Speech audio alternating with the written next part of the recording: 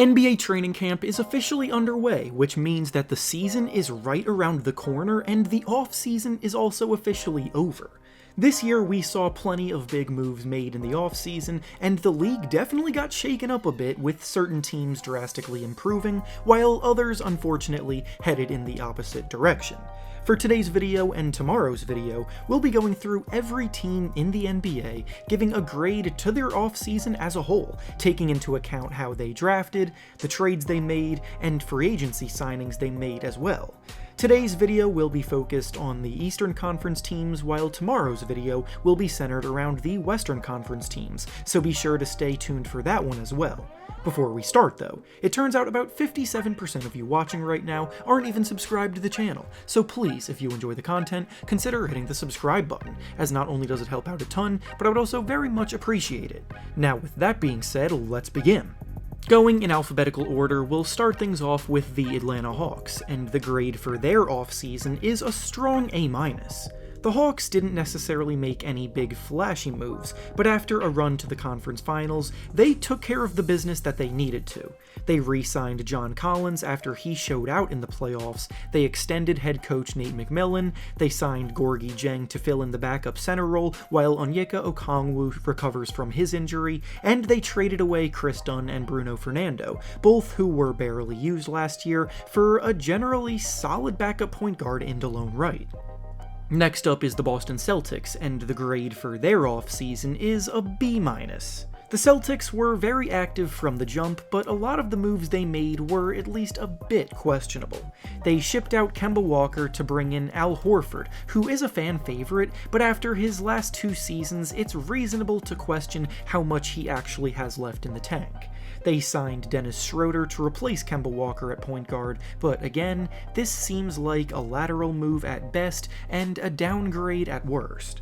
They also acquired Josh Richardson, who is coming off of 2 poor seasons in a row, but does bring some defensive potential out on the perimeter. They re-signed Marcus Smart and Robert Williams, which were some of the better moves they made, but I'm not so sure how much better they will be next year from the past year. Next up is the Brooklyn Nets, and the grade for their offseason is a strong A. The Nets already had one of the strongest foundations in the league to work around, but the fact that they were able to acquire players like Blake Griffin and Patty Mills, along with LaMarcus Aldridge and a few others, to team-friendly contracts to add to their superstar Big Three makes this offseason a home run for them.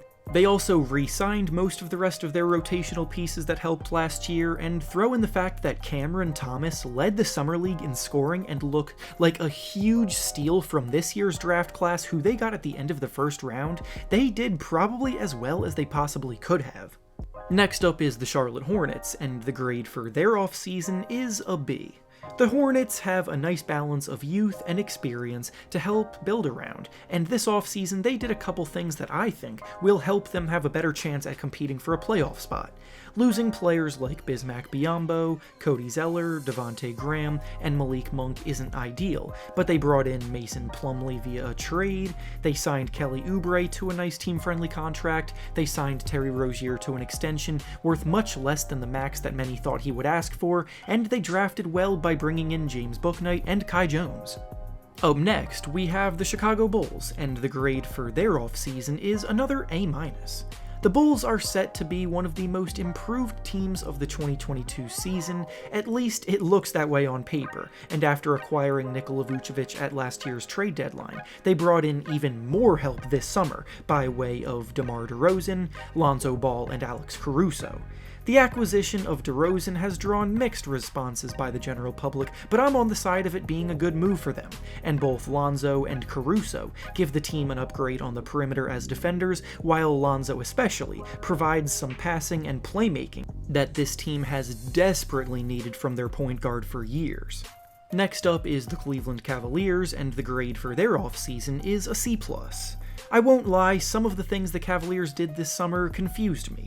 They re-signed Jarrett Allen to a long-term deal that I thought was well-deserved, and they also drafted Evan Mobley with the 3rd pick that ended up being a home run as well. But they signed Lauri Markkanen to a $67 million contract, which I felt was not only a big overpay based on the market that there was for Markkanen, which seemed non-existent, but it's also just not a good fit for them.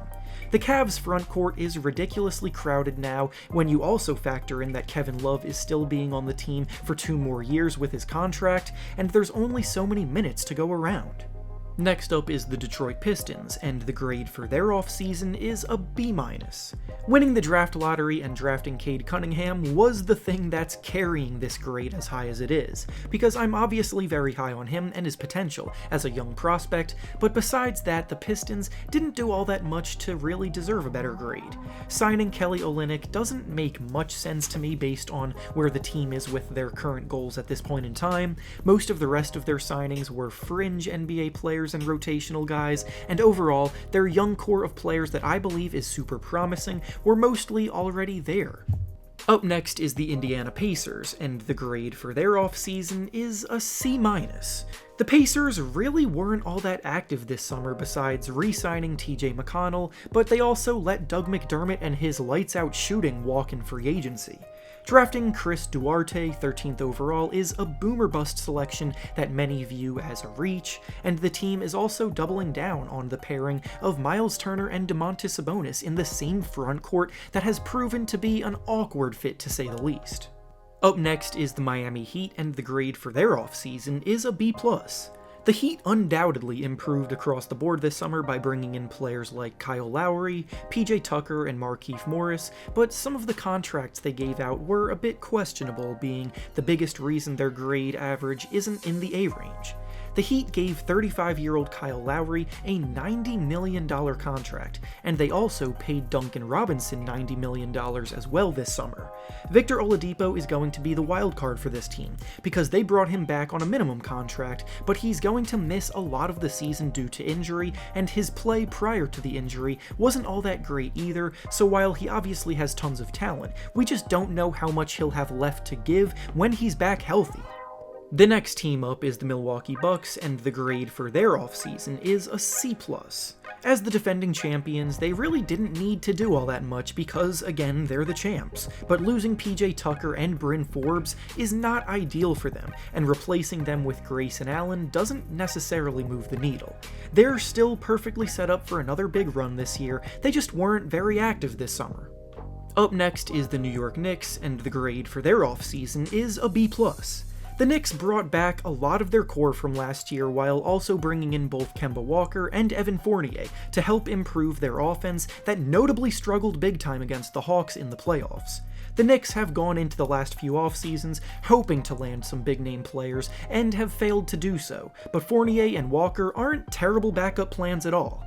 They'll add some creativity and reliability as scorers to the team's backcourt that really lacked it a year ago, and while the Knicks aren't exactly world beaters now, they are a more formidable in a conference that has also gotten better around them.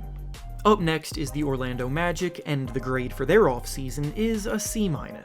The team had 2 top 10 draft picks this year, where they came away with Jalen Suggs and Franz Wagner, but besides that, the team was incredibly quiet this offseason, not really making any other notable moves.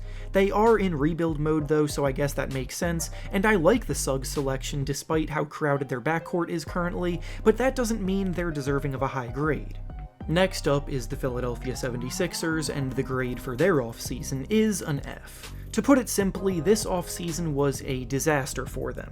The Ben Simmons fiasco has gone on all summer long and is still unresolved, with it getting worse and worse by the day. They didn't make any notable acquisitions besides Andre Drummond, who is very boomer bust going into this year, and until Simmons and his situation gets resolved and a trade is made, this will remain a disaster offseason. Up next, we have the Toronto Raptors, and the grade for their offseason is a B. Losing Kyle Lowry in free agency is going to sting a bit for the fan base, but besides that, the Raptors did well for themselves. They brought back Gary Trent and Khem Birch, they drafted Scotty Barnes, who seems much better than originally advertised, and they acquired Goran Dragic and Precious Achiuwa in exchange for letting Lowry go. They're now fully focused on the future of the team, guys like Siakam and Van Vliet have more freedom to lead, and the young core they're putting together is very strong. And finally, the last team in the Eastern Conference is the Washington Wizards, and the grade for their offseason is a B-. The Wizards traded away Russell Westbrook to LA, and in return, they got a lot of guys who are coming off of down years to take his place. Defense has always been the Wizards' downfall, and players like Montrezl Harrell, Kyle Kuzma, and Spencer Dinwiddie don't exactly help much in that regard. There's more offensive firepower for sure, but the Wizards still aren't that imposing of a threat in the conference. And with that being said, that's all I have for you today. Make sure to like the video, subscribe to the channel, and comment down below how you would grade these teams' off seasons. Thanks for watching, and I'll see you all next time.